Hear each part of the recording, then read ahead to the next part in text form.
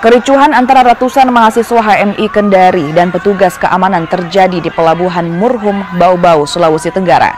Kericuhan ini terjadi saat ratusan mahasiswa tak memiliki tiket memaksa masuk ke dalam ruang tunggu untuk bisa berangkat Pontianak. Kericuhan mereda setelah sejumlah aparat kepolisian dikerahkan ke lokasi. Para mahasiswa pun diarahkan ke kantor polisi sebelum akhirnya bisa diberangkatkan dengan bantuan biaya dari sejumlah instansi.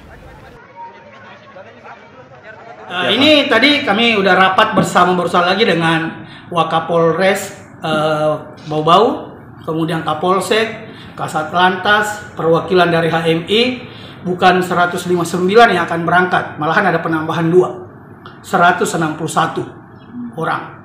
Tadi kami udah koordinasi, komunikasi dengan semua, ini yang perlu kita memberikan pelajaran ke depannya, terutama pemerintah daerah baik di provinsi maupun di kabupaten lain agar dapat memfasilitasi teman-teman apabila ada acara begini gitu.